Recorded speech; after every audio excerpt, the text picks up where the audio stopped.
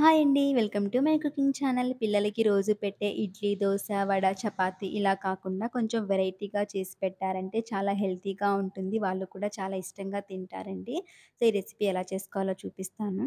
ఇప్పుడు ఒక బౌల్‌లోకి పొడవుగా కట్ చేసుకున్న ఆనియన్స్, తురుముకున్న పొటాటో, క్యారెట్, టేస్ట్‌కి తగ్గట్టు ఉప్పు, కారం వేసుకొని అన్నీ కలిసేలాగా ఇలా కలుపుకోవాలి.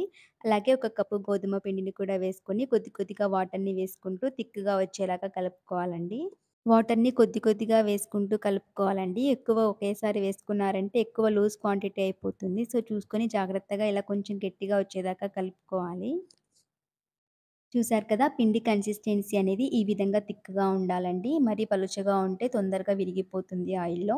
సో, ఇప్పుడు ఒక పాన్‌లో ఆయిల్ హీట్ అయిన తర్వాత ఒక గుంత గరిటెని తీసుకొని పిండిని ఆయిల్‌లో ఇలా పోర్ చేసుకుంటూ పూరిని ఎలా అయితే కాల్చుకుంటామో అదే విధంగా మంటని లో ఫ్లేమ్‌లో పెట్టుకొని కాల్చుకోవాలి. లేదంటే మాడిపోయే ఛాన్స్ ఉంటుంది. ఇందులో మనము ఆనియన్స్, పొటాటో తురుము, క్యారెట్ తురుము, గోధుమ పిండి ఇవన్నీ వేసాం కాబట్టి బాగా కాల్చుకోవాలండి. పచ్చి పచ్చిగా కాలింది అంటే టేస్ట్ అనేది సరిగ్గా ఉండదు. ఇంకా స్టమక్ పెయిన్ కూడా వచ్చే ఛాన్స్ ఉంటుంది పిల్లలకి.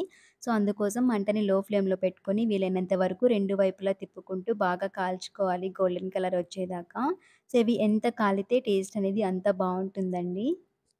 అంతేనండి. ఎంతో ఈజీగా, హెల్తీగా ప్రిపేర్ చేసుకునే బ్రేక్‌ఫాస్ట్ అయితే రెడీ అయిపోయింది. రోజు పిల్లలకి ఇడ్లీ, చపాతీ ఇలా కాకుండా కొంచెం వెరైటీగా ఇలా చేసి పెట్టారంటే చాలా హెల్తీగా ఉంటుంది. వాళ్ళు కూడా ఇష్టంగా తింటారు. ఇది ప్లెయిన్‌గా తినడం ఇష్టం లేకపోతే టమాటా కెచప్ కానీ, సాస్ కానీ ఇలా అప్లై చేసుకొని తినొచ్చు. సో, ఈ రెసిపీ మీకు నచ్చినట్లయితే ఒక లైక్ చేసి ఛానల్‌ని సబ్స్క్రైబ్ చేసుకొని సపోర్ట్ చేయండి. Thanks for watching.